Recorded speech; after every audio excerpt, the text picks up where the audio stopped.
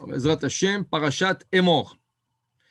Ici, dans la paracha, ça ouvre sur le parole Vayomer Adonai El Moshe, Emor El Kohanim Bene Aaron, Ve'amarta Aleem Le Nefesh, Lo Itama Be'amav. Donc, si on lit textuellement qu'est-ce qui est écrit ici, Hachem dit à Moshe, Emor El Kohanim, tu diras aux Kohanim, Bene Aaron, les enfants d'Aaron, Ve'amarta Aleem, tu leur diras, les Nefesh, Lo Itama Be'amav, ils n'ont pas le droit de s'impurifier au cadavre quand ils sont dans le peuple. On va expliquer tout ça, qu'est-ce que ça dit Be'amav. Alors, au point de vue grammatical, que ce soit l'hébreu, que ce soit le français, que ce soit l'anglais, l'espagnol, l'arabe, tout ce que vous voulez, ici, il y a une redondance. Vayomer Hashem el Moshe est mort une fois, et la Kohanim ve'amarta alehem. Mais il leur a dit déjà est mort. Pourquoi répéter ve'amarta alehem? Il fallait dire plutôt Vayomer Hashem el Moshe mort la Kohanim le nefesh lo itama be'amav, tout court. Pourquoi il s'est écrit deux fois est mort ve'amarta alehem? Dis-leur, dis aux Kohanim, mais dis-leur. Ça ne se dit pas, c'est une redondance. Rashi, toujours, il cherche le difficulté, ça veut dire que ça soit grammatical, explication, n'importe quoi. Rashi toujours est là pour nous éclairer et pour nous. Mais la chose avec Rashi, il faut connaître Rashi. Rashi, comme il a écrit quelque chose qui est court et au point, c'est pas toujours qu'il pose la question. C'est à travers l'explication de Rashi que nous comprenons la question. Alors regardez qu'est-ce qu'il dit Rashi ici. Emor et la Kohanim, ils ont dit Emor ve'amarta. Si je m'arrête là, Rashi il avait difficulté avec ce deux mots. Emor ve'amarta, redondance.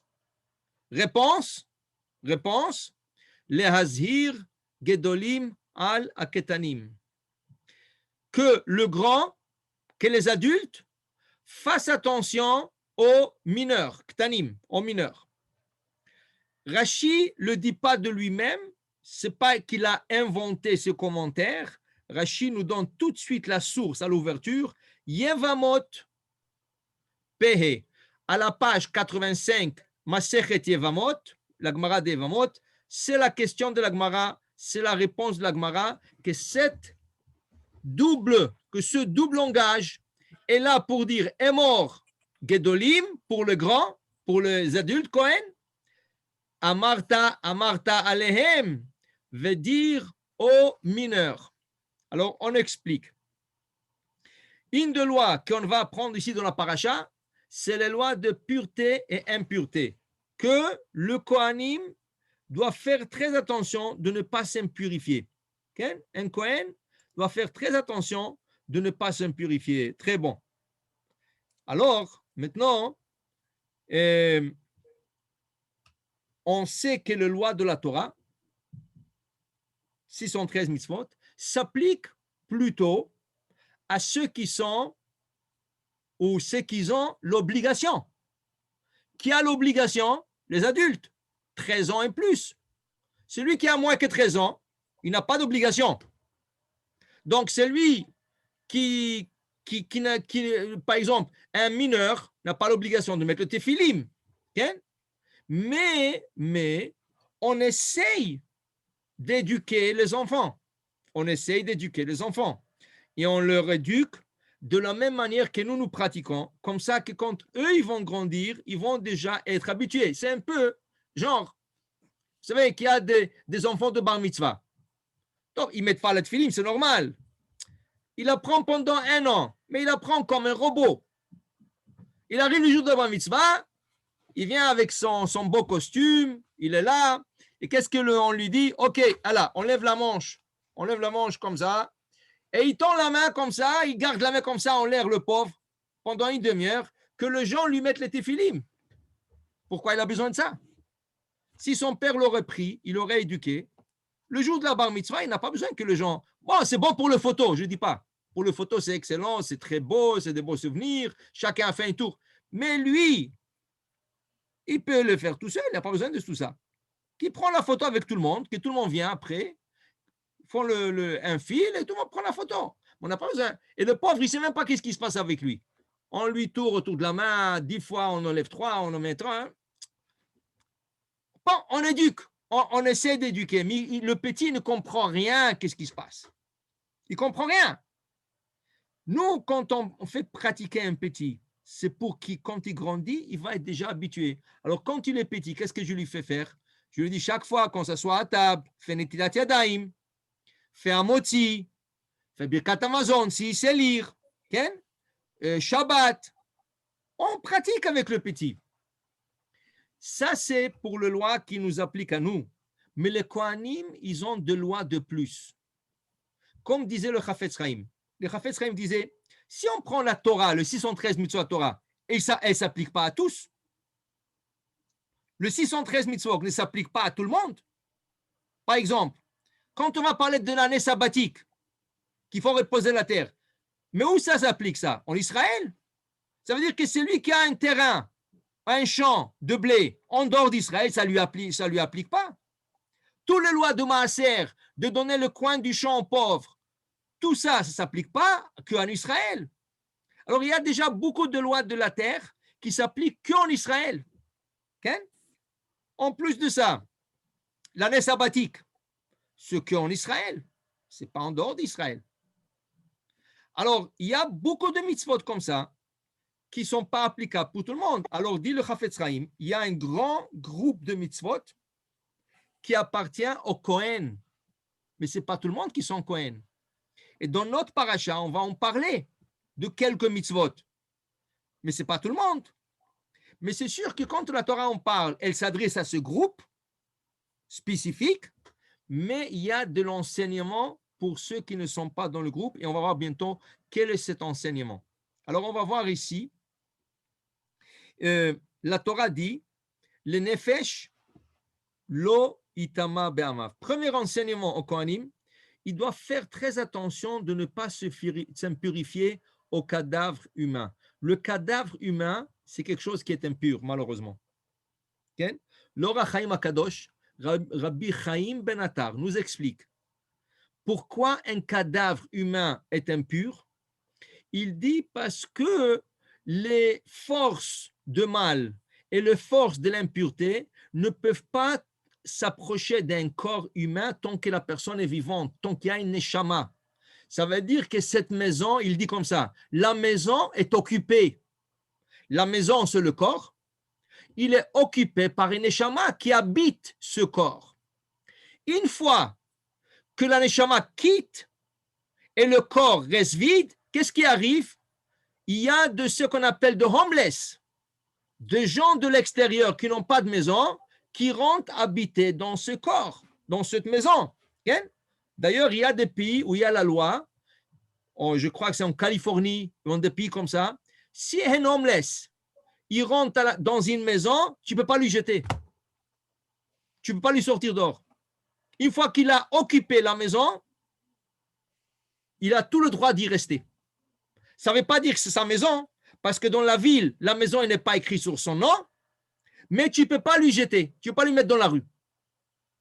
C'est un jour qui sort lui-même, ou tu peux lui donner un peu d'argent, on dit va à l'hôtel, choses comme ça, tu te débarrasses de lui. Mais tu ne peux pas appeler la police pour lui faire sortir. Alors, cette image nous sert comme compréhension que quand le corps est habité par une échama, les forces de la Touma, de l'impureté, ne peuvent pas habiter dans ce corps. Mais une fois que l'Anshama quitte, elle retourne au ciel, elle retourne chez Akadosh Baruch Hu, le corps, il n'a plus d'habitants. Qui c'est qui va s'installer en premier? Le roi Khatouma, l'esprit de l'impureté. Et c'est pour ça qu'un corps humain est impur. Sauf pour un tzaddik. Ce n'est qu'une enveloppe, n'est-ce pas? C'est ça. Sauf pour un tzaddik. Un tzaddik, son corps ne laisse pas l'impureté pénétrer dans le corps. C'est pour ça que la neshama n'est plus là. Oui, mais le corps, il ne laisse pas quelqu'un d'autre rentrer dedans. C'est comme un palais royal. Un palais royal, même si le roi ou la reine décède, il y a garde-corps qui reste dehors, qui ne laisse personne rentrer dedans jusqu'à qu'on nomme un nouveau roi. Okay? Alors, dans ce cas, chez un tzaddik, il n'y a pas de l'impureté qui s'installe. C'est pour cela que le tzaddik, c'est différent. Par exemple, c'est écrit que Eliyahu Hanavi s'est occupé du corps de Rabbi Akiva. Rabbi Akiva, il a été tué par les Romains. Okay? Et Eliyahu Hanavi, c'est lui qui est parti chercher le corps de Rabbi Akiva pour l'enterrer.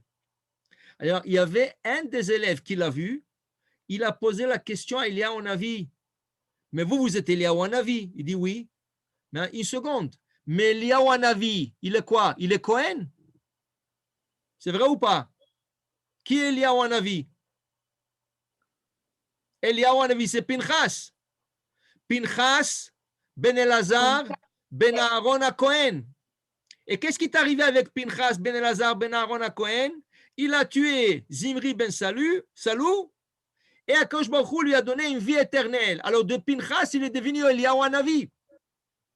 Et Eliyahu Hanavi, c'est un Cohen. Alors l'élève a demandé à Eliyahu Hanavi, mais vous êtes Cohen. Et la Torah dit clair dans cette paracha qu'un Cohen n'a pas le droit de s'impurifier au cadavre humain. Qu'est-ce qu'il répond Eliyahu Hanavi? Il répond, oui, mais le tzadikim, c'est différent. Le tzadik, son corps n'impurifie pas. Donc, la grande question qui s'est posée, est-ce qu'un Kohen aujourd'hui, dans notre temps, est-ce qu'il peut aller pèleriner Rabbi Shimon ben Yochai? Est-ce qu'il peut aller sur la tombe de Rabbi Shimon ben Yochai? Il n'est pas dans un cimetière. Rabbi Shimon ben Yochai n'est pas dans un cimetière. Dans un cimetière, je comprends. Je comprends qu'un Kohen ne peut pas rentrer dans le cimetière, même s'il va aller pèleriner un tzaddik, parce qu'il doit passer par des autres tombes. Mais quand il va pèleriner Rabbi Shimon bar Yochai et son fils qui est enterré juste à côté de lui dans l'autre chambre, Rabbi Elazar, ils sont seuls. Est-ce qu'il a le droit d'aller? La réponse est, il aurait pu le faire, mais il n'a pas le droit de le faire. Ça veut dire quoi cette réponse? Ça veut dire techniquement oui, mais n'oublions pas que le grand tzadikim ne sont pas enterrés au niveau de la terre comme on le voit. Quand tu vois la tombe de Rabbi Shimon bar Yochai, plus que ça, tu vois la tombe de Baba Saleh, tu le vois en dehors de la terre, le tombeau qui sort, mais c'est pas ça. Lui, il est enterré bien profondément. Maintenant, Rabbi Shimon bar Yochai, tu parles à peu près de 40, 50, 60 pieds sous terre. Parce qu'avant, qu'est-ce qu'ils faisaient? Ils avaient peur qu'ils déterrent le mort. Ils creusaient très profond. Ok, aujourd'hui, ils creusent quoi? 10 pieds peut-être, je ne sais pas. Mais avant, ils 60, 50, 60 pieds en bas. Et en haut, ils mettaient la pierre parallèle et les gens prient. Maintenant, si on serait sûr que Rabbi Shimon bar Yochai est enterré là-bas, il n'y a personne autour, un Kohen aurait le droit d'aller pèleriner Rabbi Shimon bar Yochai.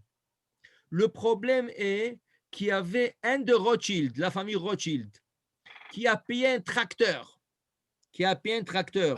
pour aller creuser en bas, pour aller trouver où exactement est enterré Rabbi Shimon bar Yochai, et il a été confronté par des serpents. Mais entre-temps, ils ont trouvé qu'il y avait des tombeaux autour, qui étaient cachés dans la terre. Donc, quand un Kohen va pèleriner Rabbi Shimon bar Yochai, c'est vrai qu'il va pour le tzaddik, mais autour, il y a des autres tombeaux qui ne se voient pas. Donc, ils ont fait une hazara de Kohanim dans la tombe de Rabbi Shimon bar Yochai. Alors, un tzaddik n'impurifie pas. Mais une personne normale, oui, ça impurifie. Alors maintenant, qu'est-ce qui arrive? On dit aux Kohanim, on dit au papa Kohen, Va'amarta alem, dit Rashi, l'azir gedolim ala ketanim. Parle à ton fils et dis à ton fils qu'il doit faire très attention de ne pas s'impurifier au cadavre humain. Alors le papa doit avertir son enfant. Ok, quel âge? Quel âge, à votre avis, un papa doit avertir son fils qu'il ne s'impurifie pas au cadavre humain. Alors, Ah bon. normalement, vous aurez dit l'âge de 5, 13 6 ans. ans, 5, 6 ans, 7 ans. Okay? Normalement, c'est l'âge d'éducation qu'on appelle. L'âge d'éducation, c'est 6 ans. S'il est plus smart un peu, 5 ans. S'il est plus lent un peu, 7 ans. 5, 6, 7 ans, le papa, il commence à dire à son fils, mon fils, il faut manger kasher, il faut faire Shabbat. Et le papa Cohen, il dit à son fils, mon fils, tu n'as pas le droit de rentrer dans un cimetière. Si tu vois un mort, tu t'éloignes. Okay? Mais je vous dirais plus que ça. C'est beaucoup plus avant que ça. C'est à l'âge d'un jour qu'on doit avertir le bébé Cohen de ne pas s'impurifier. Comment ça? Comment ça d'un jour? Alors voilà la halakha. La halakha, qu'est-ce que nous dit? Aujourd'hui, il y a une technique qui s'appelle l'ultrason. L'ultrason, quand la femme va se vérifier au 3e et au 6e ou au 7e mois, ce n'est pas important, on lui dit, madame, est-ce que vous voulez savoir qu'est-ce que vous avez? Okay? La plupart des femmes disent non, c'est mieux que non. Pourquoi? Imaginez-vous, le mari, il attend un garçon. Le pauvre, il a déjà 6 filles. Il attend un garçon. Elle va à l'ultrason, elle lui dit, tu veux savoir? Elle dit, oui, qu'est-ce que j'ai? J'ai une fille. Vous avez une fille. Ouais, il va dire ça au mari, le pauvre. 9 mois, il va être dévasté. Il ne va pas ni manger ni dormir. Et notre fille. Moi, je sais pas, Baruch Haba. Tout ce qui vient, Baruch Haba. Voilà, comme ça. Okay? Un garçon, une fille. Okay? Alors, ce n'est pas interdit de demander à l'ultrason qu'est-ce que la femme porte, un garçon, une fille, mais ce n'est pas conseillé. Pour que le 9 mois soit avec attente.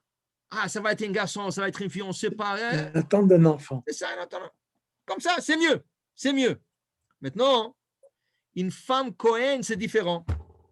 Si une femme Cohen, elle va à l'ultrason et on lui dit, madame, vous avez un garçon, cette femme n'a pas le droit d'aller accoucher dans l'hôpital juif.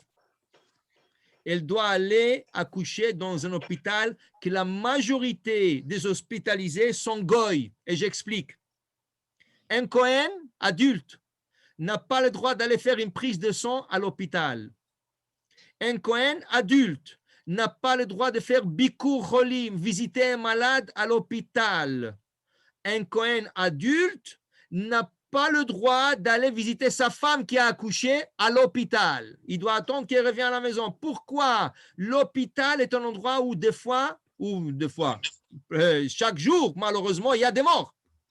Et quand un Cohen se trouve dans la même bâtisse avec un mort, même si le mort se trouve au 6e étage et lui il est au rez-de-chaussée, il devient impur automatiquement. Il y a un seul hôpital au monde où le Cohen soit admis parce que ça a été construit avec toute la considération de loi de Cohen, c'est l'hôpital Shaare Tzedek à Jérusalem, construit avec la direction de Rav Eliezer Waldenberg, Zechron Bracha. Ce Rav, il était calé dans toutes les lois de Kohanim et c'est lui qui leur a donné la direction comment construire l'hôpital pour que ça soit conforme, même au Kohen. Pour vous dire, par exemple, tout le conduit de l'air, de chauffage et de air conditionné sont individuels, chambre par chambre.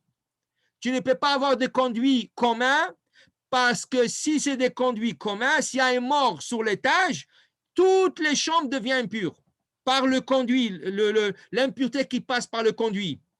Interdit qu'il se soit, pour une seconde, toutes les portes ou toutes les fenêtres fermées.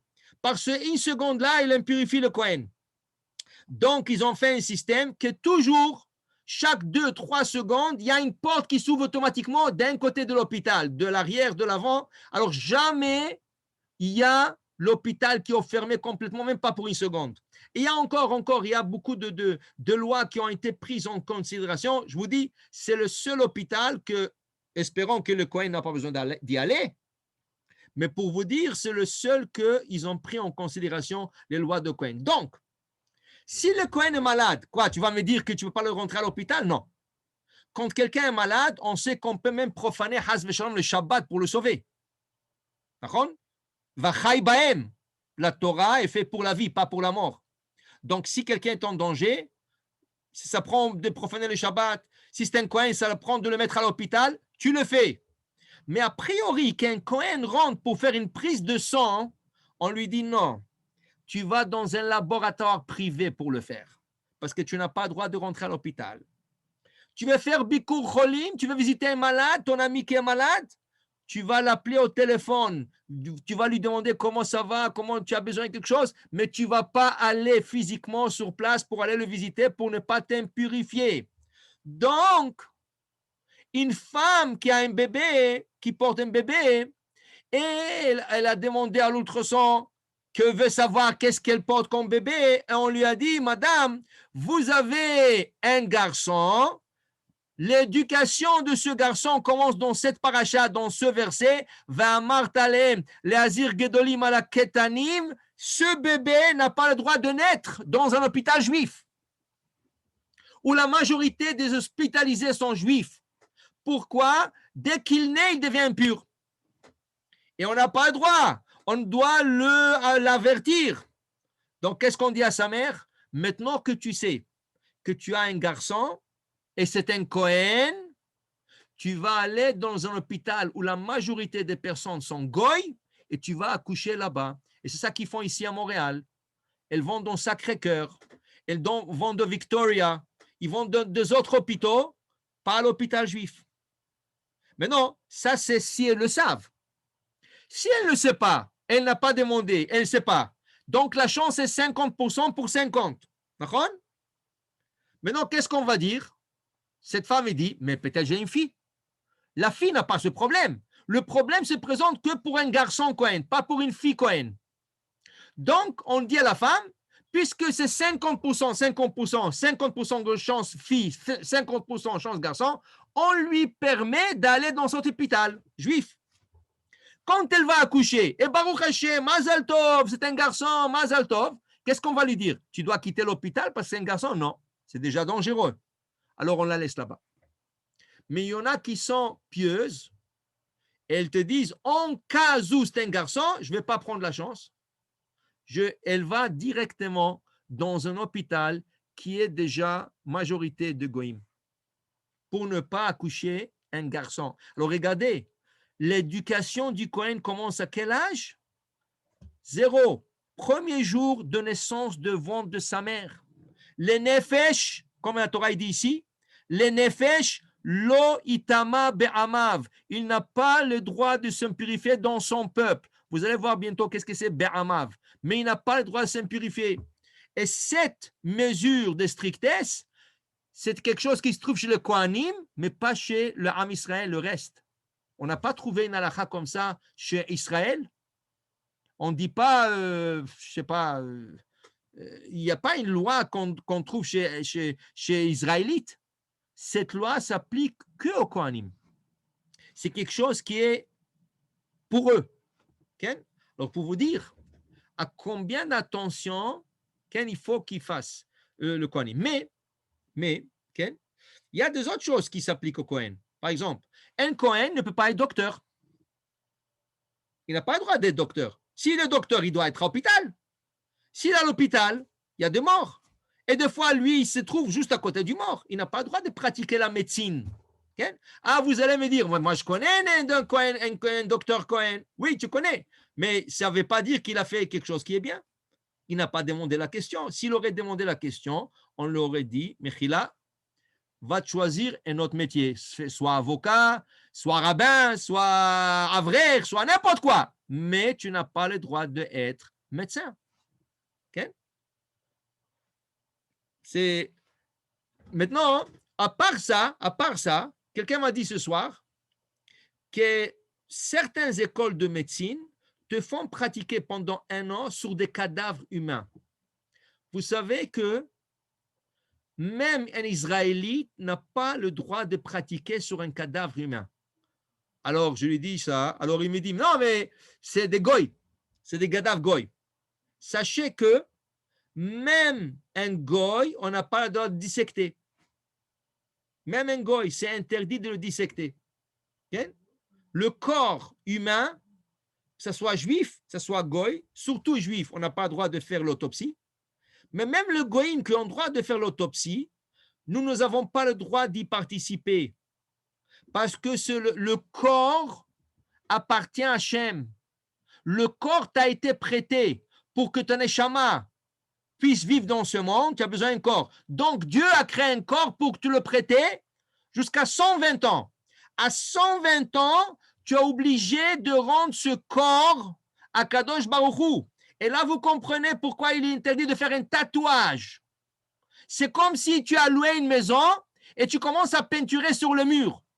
Quand tu quittes, qu'est-ce qu'il va te dire le propriétaire? Eh, monsieur, moi, je te donnais de beaux murs blancs, propres. Qu'est-ce que tu me rends avec ce dessin? Qu'est-ce que j'ai besoin de ce dessin? Alors, s'il te plaît, arrange-moi ce mur. Ton corps, il ne t'appartient pas. De quel droit tu te fais tatouer? Tu n'as pas le droit de te tatouer. Okay? À part le fait que le tatouage, à l'original, c'est Avodah Zarah. Le goïm se tatouait au début, à l'époque de Moshe Rabbeinu, le goïm se tatouait pour la Avodah Zarah. Ça veut dire il écrivait la Avodah Zarah sur leurs bras.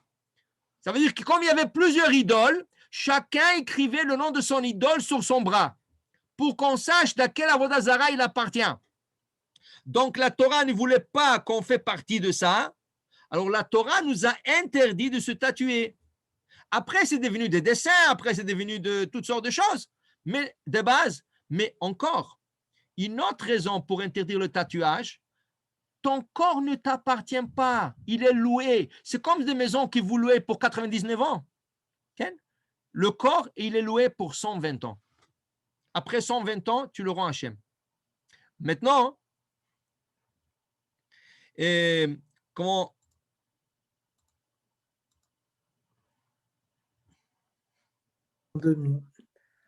Lorsqu'une personne qui est tatouée décède, est-ce qu'ils acceptent de Bonne question. l'enterrer 100%.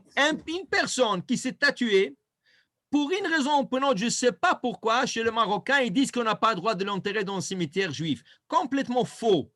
Le Rav Message l'écrit aussi. C'est complètement faux. C'est comme si quelqu'un a mangé du non kosher. Quoi, tu vas dire que tu ne peux pas l'enterrer dans un cimetière juif? Ça n'a rien à voir. Okay. Quand il a fait un péché, c'est son compte avec Akadosh Baruch Hu. Il s'est tatoué. C'est un péché, mais ça n'a rien à voir. Tu dois l'enterrer dans un cimetière juif.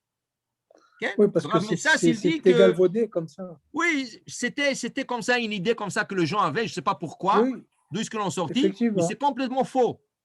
Quelqu'un qui s'est tatoué a fait un péché, mais son corps obligatoire soit enterré et tu peux l'enterrer dans un cimetière juif.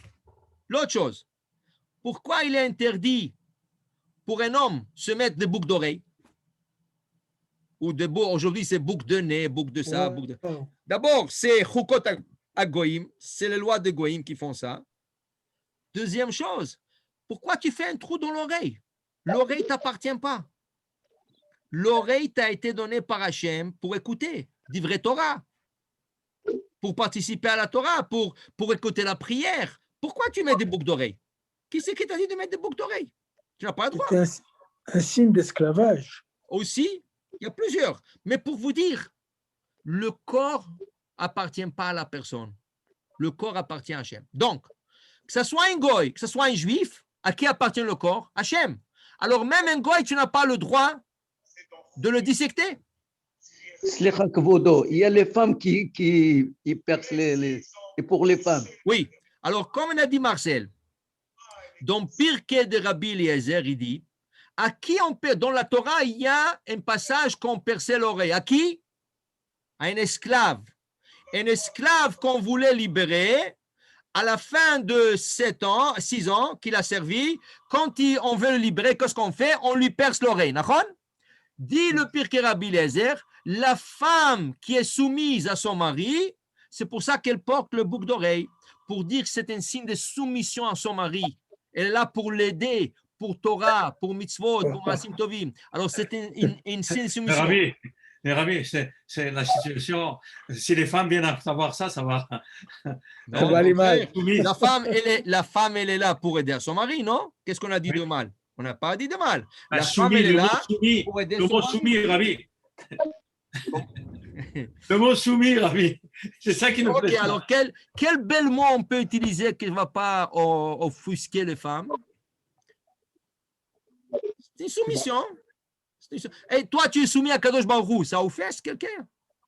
Nous Non. sommes soumis. Ken? Vous savez qu'il y a 2 personnes dans la Torah,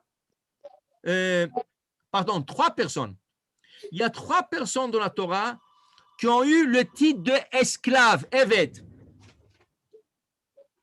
Oui, il y a 3 personnes dans la Torah qui ont le titre de qui c'est? Avraham Avinu, Avraham Avdi, Avraham mon serviteur. Okay? Moshe Rabbeinu, quand Hachem leur dit à Myriam et Aaron, comment vous avez pu parler de mon esclave, Moshe Avdi. Et le dernier, c'est David Amelech. Qu'est-ce qu'il dit David Amelech dans le Hallel? Ana Adonai ki ani avdecha ben amatecha. Hachem, je suis votre servant, serviteur. Okay?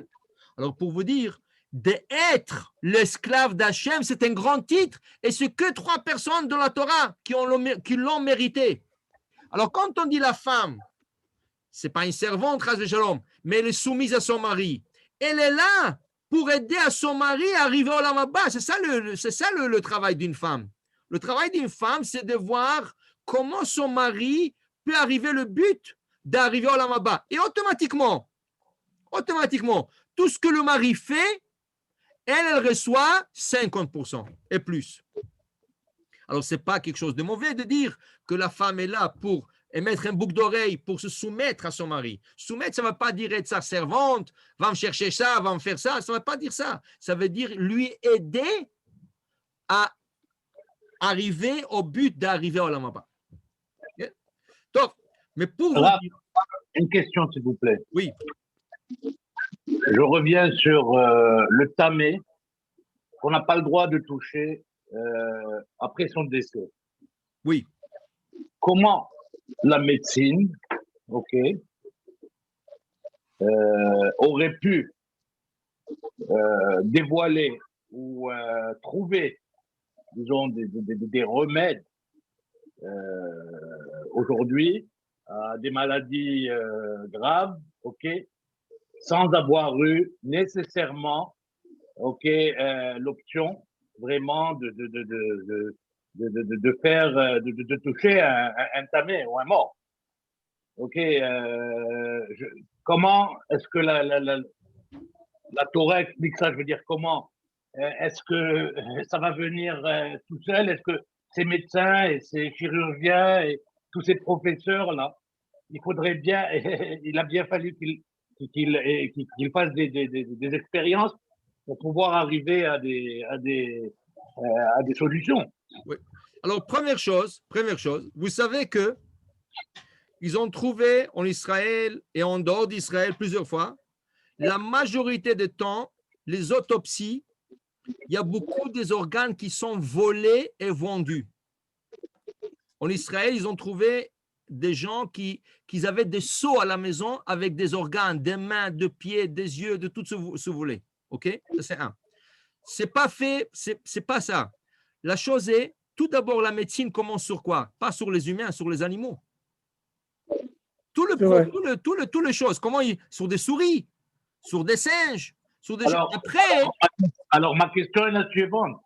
Est-ce que ça n'est pas. Est-ce que les animaux ne sont pas des créations d'Akadosh Baruch Hu oui, également? Mais Akadosh Baruch Hu les a soumis à l'homme, comme il est écrit dans Parashat Bereshit, Urdu, Bidgat Hayam Ubchol Chayat Haaretz, vous avez la main sur tous les animaux de la mer et les animaux sur terre.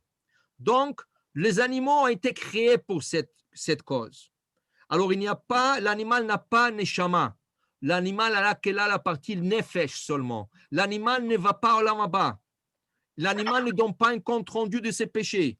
Donc, l'animal, elle est là pour servir l'homme, pour ou manger ou pour 2 autres services. Un des services, c'est qu'il fasse des expériences animales pour sauver l'homme. Okay? Et plusieurs fois, il y a toutes les expériences qu'ils font avant de faire un médicament sur qui ils le testent sur des animaux. Okay? Et les humains, okay? Si les goïms le font, et ils n'ont pas l'interdiction. Nous, autant que juifs, on n'a pas le droit de le faire. Mais le goïm, ils ont le droit de le faire. Okay? Pourquoi? Parce que nous savons que le goïm, ils n'ont que 7 mitzvot noachik. Ils n'ont pas 613 comme nous. Est-ce qu'ils ont le droit de le faire sur un juif aussi? Non, parce qu'un juif n'a pas le droit de se faire toucher par une autopsie. Okay? Il n'a pas le droit. C'est pour ça qu'il y a des histoires des fois sur ça. Je vais vous donner plus que ça. Nous, on ne peut pas faire des autopsies, ni sur un juif, ni sur un goy. Mais pas seulement ça. On n'a pas le droit de profiter ni d'un corps d'un juif, ni d'un corps d'un goy. Et qu'est-ce que c'est profiter? Je vous donne un exemple courant quotidien. Des dentistes. Ouais. Tu vas faire une opération de gencives. Okay? Oui. Et il doit faire 2 points de suture. Ouais. Tu as 2 sortes de fils. Tu as des fils de porc et tu as des fils de cadavres humains. Ça veut dire que ça a été fabriqué d'un corps humain. Okay? Mais tu ne vois pas un corps, tu vois un fil. Okay? Mais ça a été fabriqué des humains. Okay? Tu as des implants. Voilà, les d'os. implants, par exemple. Des implants d'os. OK? Oui, oui, L'os. mais ils prennent de l'os du pied, par exemple, là. C'est ça. Exact. Ils mettent dans la gencive, là, si tu n'as pas assez d'os dans la gencive. Exact. Est-ce que ça Alors, ça peut être animal ou ça peut être humain. Donc, comme on n'a pas le droit de profiter de corps humain, même si c'est un goy, et c'est sûr, quand tu es en dehors d'Israël, la majorité sont goy. Alors, c'est sûr que cet implant, il est très probable d'un goy, tu n'as pas le droit de l'accepter. Donc, tu dois. Alors, c'est quoi le choix? Un porc. Oui, un porc, c'est mieux. Tu ne le manges pas. Tu ne le manges pas. Alors, le porc, c'est mieux qu'un humain. Okay? Dans ce cas spécifique. Dans ce cas spécifique. Okay? Alors, pour vous dire, vraiment, on s'éloigne dans la religion juive, on s'éloigne de tout ce qui est cadavre humain. Ni juif, ni goy. Pour qu'on ne dise pas qu'on est raciste. Ah, le goy, vous avez le droit d'éjecter. Non, même un goy n'a pas le droit d'éjecter. Même un goy n'a pas le droit. Maintenant, entre eux, dans leur loi, ils n'ont pas cette interdiction. Parce qu'ils ont cette loi noachique qui ne comprend pas cette loi de dissection. Alors, ils ont le droit de faire des autopsies, ils ont le droit de faire des prélèvements, ils ont le droit de faire tout ce qu'ils veulent. Mais nous, non. Nous, non. Oui, d'ailleurs, ça arrive souvent lorsqu'un juif est mort d'une mort non naturelle. Les policiers demandent toujours C'est ça. à la famille qu'il va y avoir une autopsie et c'est à la famille de refuser. C'est ça. En général. C'est ça. En Israël, une autre information, c'est que depuis quelques années, ceux qui apprennent, ceux qui sont en médecine, ne pratiquent plus sur des cadavres. Ils pratiquent de façon virtuelle. C'est mieux. Ça, c'est Émile qui m'a dit ça. Vous savez qu'en Israël, maintenant, ils ont la technologie qu'on appelle 3D. C'est ça. Trois dimensions. Exact. Ça veut dire qu'une femme, qu'elle a un bébé, l'appareil, il scanne le bébé. Moi, j'ai vu la machine, comment ça marche. Tu vois le bébé devant toi, pas dans le ventre de la femme, devant toi. Et s'il a une déformation physique, tu peux l'opérer dans le ventre de sa mère. Oui, exact. C'est pas nouveau ça. C'est ça. Mais maintenant, regardez, toute cette rochma, pourquoi faire? Pourquoi quand je vous ai donné cette rochma? Pour qu'on applique ces règles. Oui. Rochma, pas goïm. Il y a des bébés, par exemple, qui ont des déformations cardiaques avant la naissance, et les médecins l'ont détecté, et ils savent, avant que la mère... donc, ils se préparent là... C'est ça, exact. Donc, alors, vous voyez bien, les lois de pureté et impureté sont très complexes. Et là, pour le Kohanim, on leur demande de pratiquer ces lois avec des bébés. Donc, la Torah, qui ne met pas une virgule de plus, elle ne met pas. Et s'il met la virgule, c'est pour nous enseigner quelque chose. Cette semaine, elle met un mot de plus. pas une virgule, un mot de plus, c'est déjà trop. Emor el hakohanim ve'amarta alehem. Qu'est-ce que la Torah nous enseigne? Je répète Rashi. Emor ve'amarta lehazhir gedolim ala ketanim. Pour avertir le grand qu'ils avertissent. Le petit Kohen, fais attention, toi tu es kadosh du ventre de ta mère et tu dois faire très attention de ne pas t'impurifier. Okay? De ne pas t'impurifier et de faire très attention aux lois de Kohanim. On continue un peu. Béné à Aaron. Est-ce que ça concerne tous les enfants d'Aaron, cette loi? Yachol Chalalim.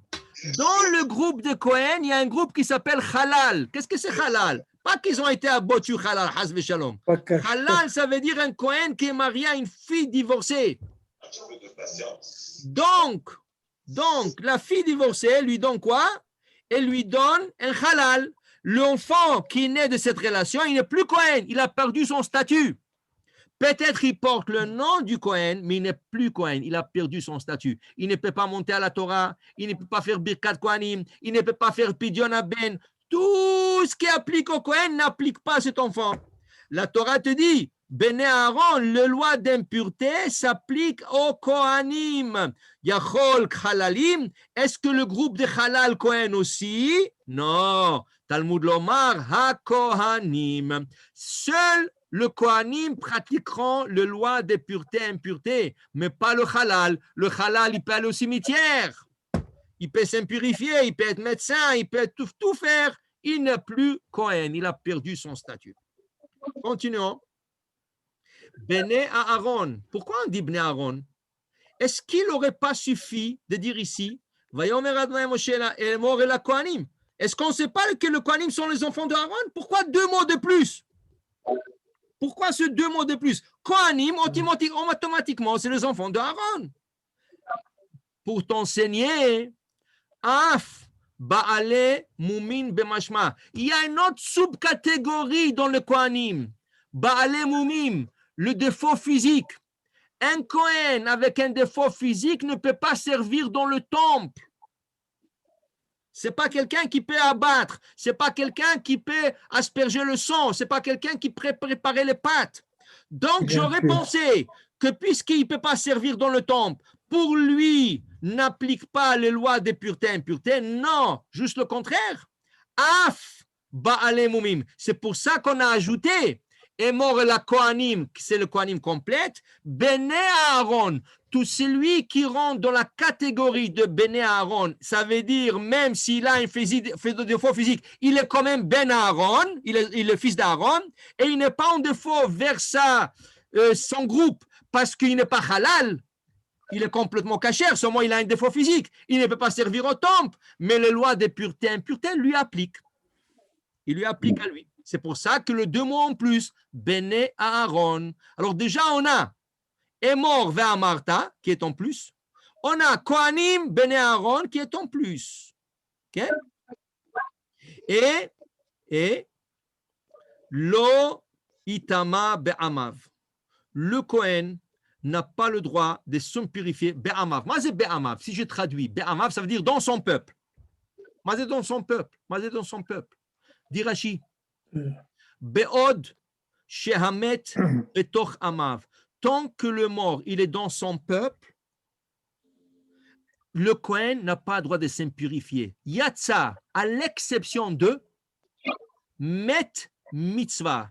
Si un Kohen trouve un cadavre dans un endroit isolé, dans le désert, dans un endroit qui n'a pas de juifs, il trouve quelqu'un qui se trouve nulle part, il n'y a personne, il n'y a pas de Chevra Kadisha, pas de juifs d'Israël qui peut s'occuper de lui. C'est une mitzvah pour le Kohen de s'occuper de lui. Donc, quand on dit le nefesh lo itama, quand be'amav, quand le mort se trouve dans un peuple, parmi les peuples juifs qui peuvent s'occuper de lui. Mais met mitzvah, s'il se trouve, c'est met mitzvah. Met mitzvah, ça veut dire il n'y a personne à s'occuper de lui. Et c'est une mitzvah de s'occuper de ça. Alors la Gemara va tellement loin, la Gemara va nous donner un scénario qui est presque impossible. Mais rien que les saber et ta ozen, rien que pour nous faire comprendre à quel point c'est important, la Gemara nous dit, un Kohen Gadol qui sort de chez lui, le Yom Kippourim, jour de Kippour, il s'est préparé mentalement, physiquement, spirituellement pendant 7 jours pour être pur pour le jour de Kippour. Il est pur au plus de pureté que tu peux avoir et il se dirige vers Beth Amikdash pour aller nous faire le service de tout le Kippour et en route, il se trouve dans le désert de Juda qui est à l'autour de Jérusalem. Et dans ce désert, il trouve un cadavre humain, mais il crie, « Hé, venez, aidez-moi, il faut enterrer. » Il n'y a personne. La Gemara dit, il doit s'arrêter, il doit enterrer ses morts et le service ne se fera pas pour lui, par ceux qui pour, il se fera par le Segan Kohen Gadol, le second du Kohen Gadol. Ce scénario est impossible parce que le Kohen Gadol n'était pas chez lui d'abord. 7 jours avant Kippour, il dormait déjà dans Beth Amikdash. Il ne pouvait pas quitter Beth Amikdash. Donc, il ne peut pas. Mais pourquoi on nous donne cette image? Pourquoi on nous donne ce scénario? Pour te faire comprendre qu'un Kohen, même si il est spirituellement prêt à faire le service de Kippour, s'il y a Met Be'amav, Met Mitzvah, il doit aller s'occuper du mort et tout laisser. Met Mitzvah, c'est très important. C'est quelque chose de très important. OK? Alors, regardez combien Rashi nous a réservé dans son, dans son commentaire, rien que pour le premier verset. On n'a même pas commencé la paracha. Tout ça, c'est rien qu'un verset de la paracha. Et mort et la Kohanim, Va'amarta, 2 mots de plus. Kohanim, c'est le groupe qui exclut le halal. Bene Aaron, c'est le groupe qui inclut le Baal Mumim.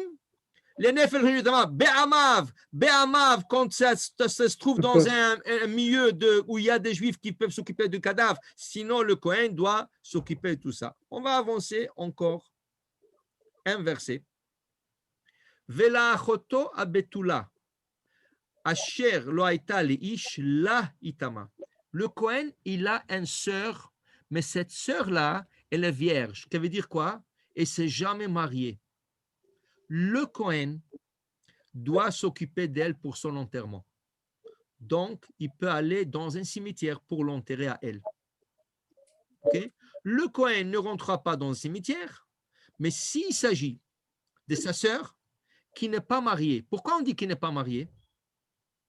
Parce que s'il est marié, qui c'est qui va s'occuper d'elle? Son mari. Donc, ce n'est pas Be'amav. C'est pas Met Mitzvah. Be'amav, Met Mitzvah, c'est quoi? C'est quand lui, il est seul, le mort, il est seul, il n'y a personne à s'occuper de lui. Mais si sa sœur est mariée, c'est son mari qui va s'occuper d'elle. Donc, il n'a pas l'obligation. Il a même l'interdiction de s'occuper d'elle. On a certains versets, Mechila, on a certains versets ici, le verset qui vient juste avant, qui imlish ero akarov elav. Seulement pour les gens qui sont proches à lui, le Kohen pourra s'impurifier. Imo, sa mère. Aviv, son père. Beno, son fils. Bito, sa fille. Ul Achiv, son frère. Alors on a 1, 2, 3, 4, 5, et 6, sa sœur. 7e, c'est qui? Sa femme.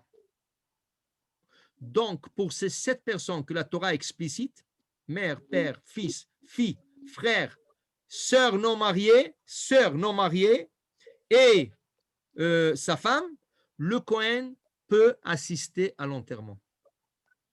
Il peut aller, ce jour-là, il rentre, mais dans la Shiva, au 7e jour, il ne peut plus rentrer. Il peut aller pour l'enterrement, mais il ne peut pas aller pour la Shiva, ni pour le mois, ni pour l'année, ni pour le reste des années. On lui donne le droit à ces 7 personnes d'aller uniquement à l'enterrement, pas plus que ça. Alors il va, il les enterre, le jour de l'enterrement, il dira le Kaddish, là-bas, au cimetière, mais une fois qu'il sort, c'est fini.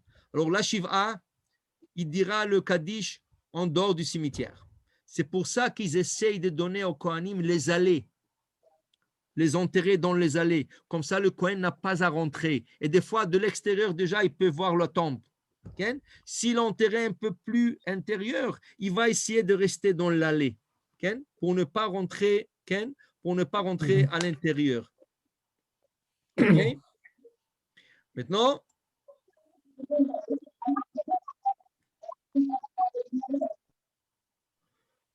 Loïtama, Baal, Be'amav, Le'echalo.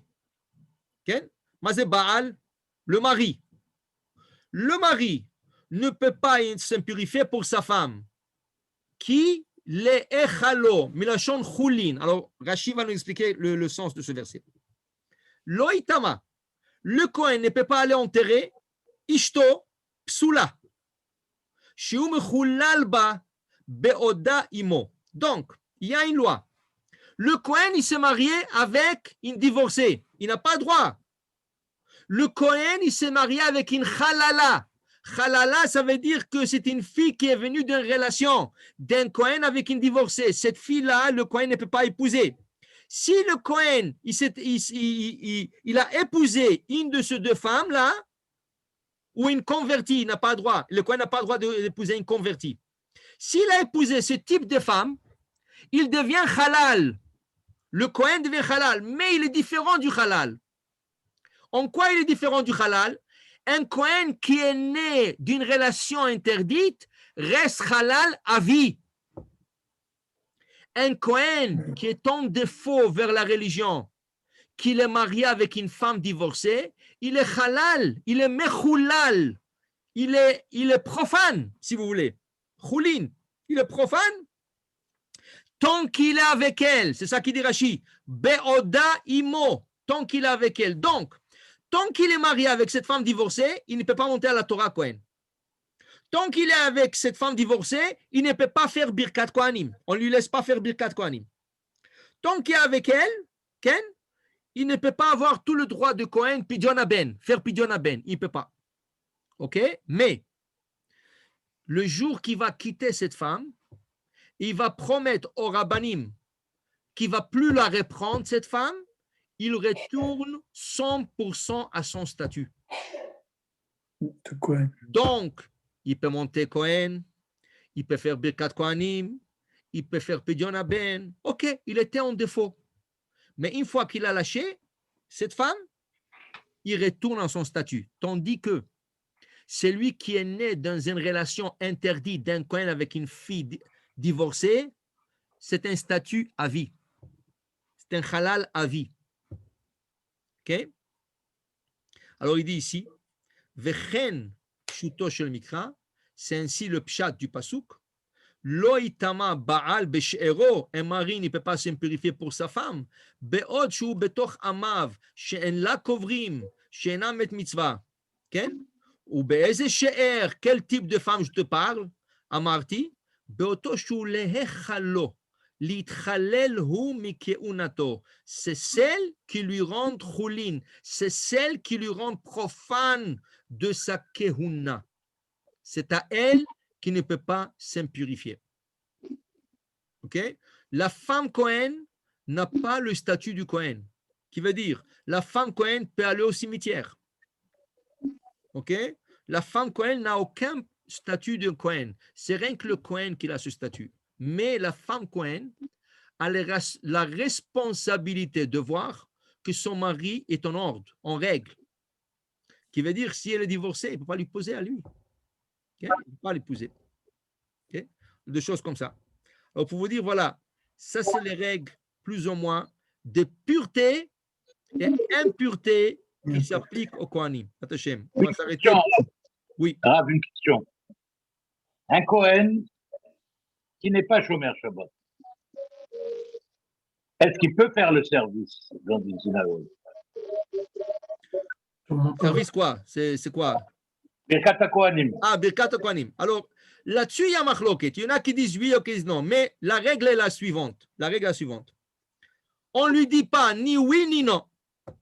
C'est à lui. C'est à lui. S'il monte, il monte. La meilleure des choses serait que s'il y a des autres Kohanim qui l'accompagnent, alors il est avalé dans le groupe. C'est ça. S'il monte seul, ça peut causer, mais encore, même s'il monte seul, et c'est le seul Kohen à la synagogue, et ce n'est pas un Shomer Shabbat, il ne faut rien lui dire. C'est lui qui a pris cette responsabilité.